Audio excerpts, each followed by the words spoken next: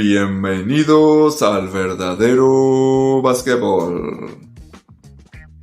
Esta es la pregunta de hoy, porque esta es la pregunta que los medios han estado empujando. ¿Puede el equipo de Estados Unidos de la actualidad de 2024, de hoy, vencer al equipo del 92? Interesante, porque nunca hablan del 94 o 96, pero bueno, me imagino que los fans de LeBron y la maquinaria mediática de LeBron quieren empujar la lucha entre LeBron y Jordan y la comparación de LeBron y Jordan. Que no tiene mucho sentido, pero ok. Hagámoslo. Hagamos la comparación y veremos qué sucede. Para hacer la comparación y llegar a responder la pregunta, primero tenemos que analizar un poco ¿Cómo han sido los mejores equipos de Estados Unidos cuando han llevado sus mejores equipos? Bueno, vamos a comenzar con el 92. Vamos a hacer una gran diferencia del 92 a este equipo. Sí, lo primero que hay que decir, el mundo no era igual. Excelente, no hay problema. Pero por eso ganaban por 44 puntos todos los juegos. Por eso incluso vencieron equipos por 50 puntos, porque el mundo no era igual. Pero el equipo, una diferencia de la super... Y no lo digo yo, lo han dicho distintas personalidades de los medios, como Chris Broussard, que es famoso en América.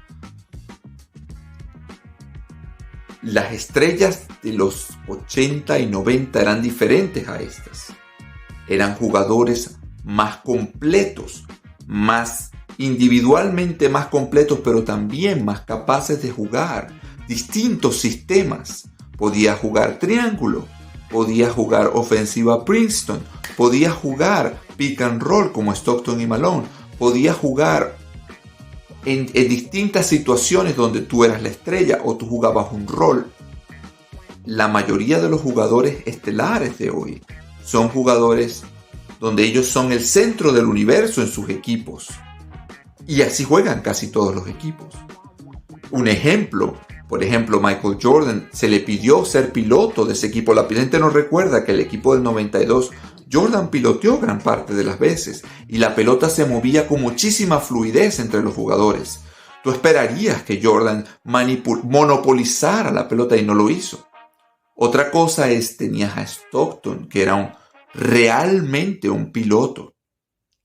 Magic Johnson, que era realmente un piloto. Steph Curry es mucho más parecido a un alero jugando piloto, igual que Devin Booker, que otra cosa. Igual que Haliburton. De hecho, lo más parecido a un piloto es LeBron. Larry Bird podía fácilmente pilotear y era como tener un piloto jugando puesto 4 por su habilidad de pasar. Muy subestimada, por cierto. Tenías jugadores que podían jugar defensa individual, defensa de zona. Entonces, lo que hacía ese equipo tan especial es cómo se movía la pelota en ofensiva y la capacidad que tenía de adaptarse en defensa. Por ejemplo, ya en aquel entonces se jugaba muchísima zona y no hubo problema. Chuck Daly, de hecho, una de las cosas más famosas es que Chuck Daly, a quien considero uno, si no el mejor coach de todos los tiempos, él no pidió tiempo nunca. Él cambiaba de formaciones. Por cierto, yo vi los juegos después de que sucedieron. Yo vi esos juegos luego para analizarlos, ¿no? Y una cosa que me llamó la atención es que él no pedía tiempo. Él solamente sacaba a este jugador y metía al próximo y funcionaba. Ese equipo destruyó la NBA. Y sí, el mundo no era el mismo.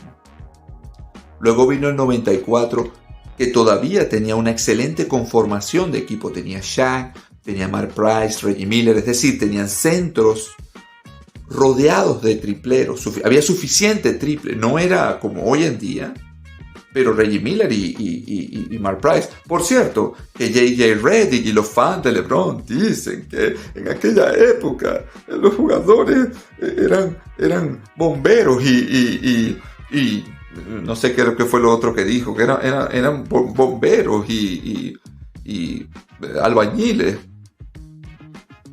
Chris Mullin casi toda su carrera promedió más de 40% de triple. De hecho, tiene mejor porcentaje de triple que Klay Thompson.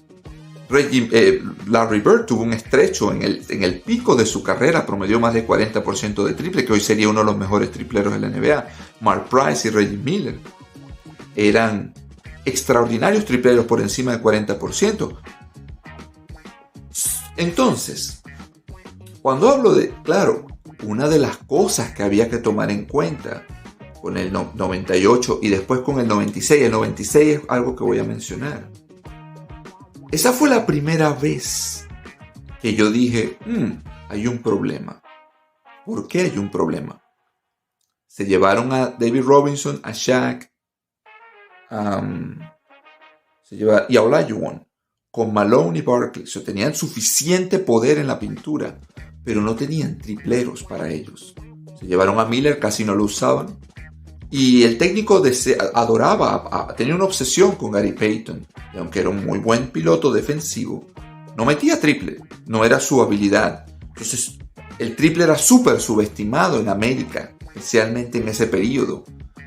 Y eso causó un problema cuando jugaron con equipos europeos que con el tiempo comenzaron a entender cuál era el problema. América tenía problemas, la zona le genera un problema al centro.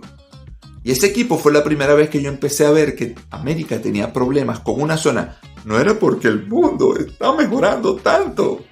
Es porque América no estaba, era por las reglas. América no estaba acostumbrada a una zona.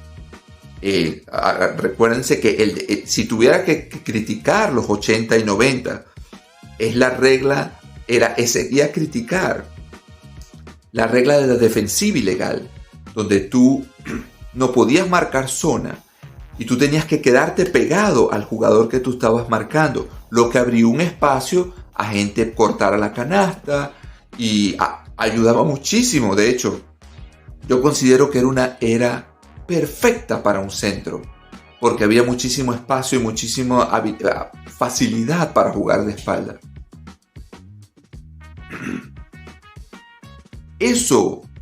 Esa fue la primera vez que vi que América tenía un problema.